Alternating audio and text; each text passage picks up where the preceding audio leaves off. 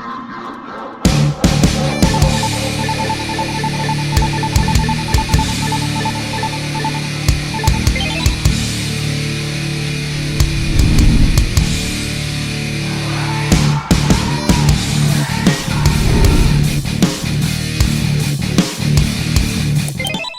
everyone, welcome to what I played for February 2026. February is usually when new games start to pick up, and while there was a bit of an uptick compared to January, it wasn't quite as active in terms of new games as usual. Because of that, I kind of struggled to land on one thing to play at a time.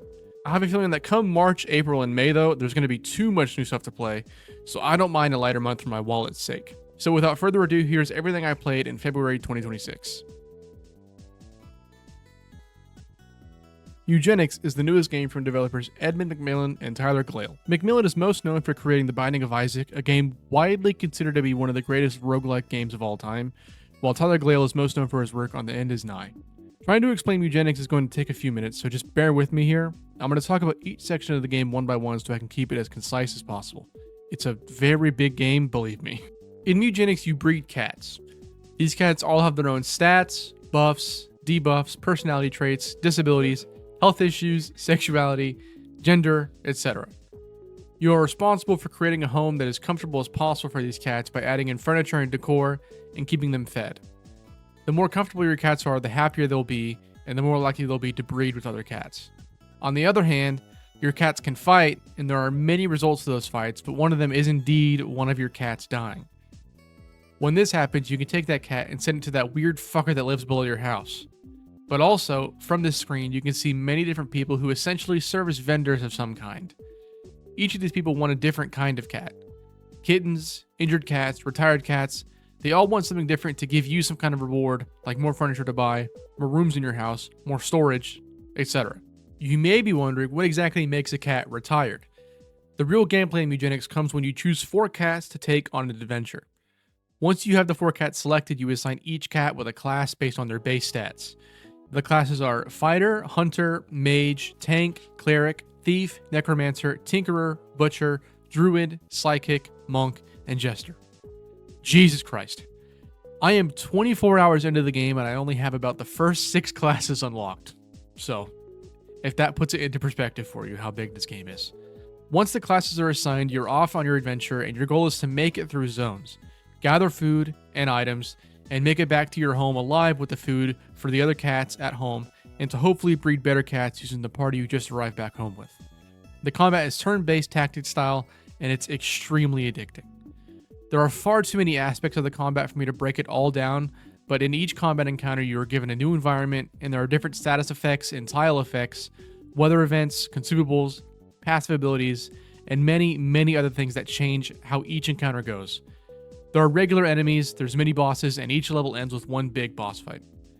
I truly have barely scratched the surface with Mewgenics, both in this video and in my time with it. I'm not afraid to tell you right now that I am straight up not good at this video game. I suck at it. I'm like 8% of the way through the main story after 24 hours. However, I'm having a fucking blast getting my shit smashed in, even if it does mean that I'm losing a lot of cats in the meantime of me learning and hopefully improving after each run. Edmund and Tyler made an insane game.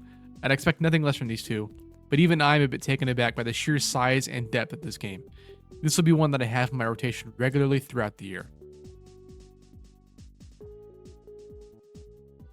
Every once in a while, I'll pick up a game that I've been meaning to get to for years and just black out and finish it in like a day and a half. The latest one in that trend is Tomb Raider 2013. Tomb Raider is essentially Uncharted Drake's Fortune if it was created in 2013 and not 2009, and I mean that very positively. All of the improvements that could be made to the first Uncharted game were made and put into this Tomb Raider game. The story follows Laura and her group of other explorers, I guess? They're on a mission to find the lost kingdom of Yamatai. Laura convinces the crew to sail into what is called the Dragon's Triangle, where a supernatural storm destroys their ship. You get separated from your crew and spend essentially the entire game trying to piece them all back together, but also fight your way through a cult that you find on the island and try to figure out why the storm won't let you leave the island. I'm obviously paraphrasing because, quite frankly, I don't care very much about that. The gameplay is what I'm here for, and the gameplay is exactly what you'd expect it to be, and I don't need it to be anything more than that. You're shooting your way through hordes of people, blowing shit up, ziplining your way around this gorgeous island, by the way, filled with traps and obstacle courses. This game fully scratches that itch and then some, and all in a breezy 14-hour playtime. I had a good time with this game, and I'm hoping to play both Rise and Shadow of the Tomb Raider at some point this year too. Oh, Overwatch. The seemingly unkillable hero shooter that has about as many lives as that fuck-ass cat they just added. In all seriousness, as turbulent as it has been for Overwatch, then Overwatch 2, and now just Overwatch again, I'll always hold a special place in my heart for this game, and when it's in as good of a state as it is right now, I'll always be down to reinstall and give it a go. Blizzard announced a few weeks ago that they would be adding 5 new heroes at once on February 10th, plus 5 more throughout this year. Such a big update got me extremely hyped, so I hopped back in with the guys, and I am having a blast. I'm at the point in my Overwatch journey where I finally have heroes in all 3 roles that I'm comfortable with. I know the maps like the back of my hand, I know the heroes and all their abilities. It's just a comfy and fun time to chill in the Discord with your friends and play. I think the game is at a really good spot right now as far as hero balance, the rank system, the maps in rotation, the new heroes are all pretty good and fun to play. They've really cooked with this update, and I'm hoping they continue on this path for the rest of the year at least. There were a few games that I started and put down this month. I don't want to talk super in-depth about them because that wouldn't really be fair, but I do want to talk about why I put them down. Starting first with the Skate Story, where you play as a guy essentially skating for the right to fight the devil for your soul. You achieve this by eating 7 moons, which really just means they're boss fights where you land skate tricks to do damage to them. I really wanted to like this game. I put about 6 hours into it, but the skating just did not feel good. The turning is so slow, and the actual way to do tricks isn't very intuitive in my opinion. I think visually it's an awesome game, very pretty and fun to look at, and there were a few moments where I got the momentum and I was flowing a bit, but those were very few and far between. Moving on to Devil May Cry 1, 3, and 5. I know that's a lot, but if I'm being totally honest, I put about 2 hours in each of these games, and my takeaway from literally all 3 after that time was, I think I get what they're doing with this.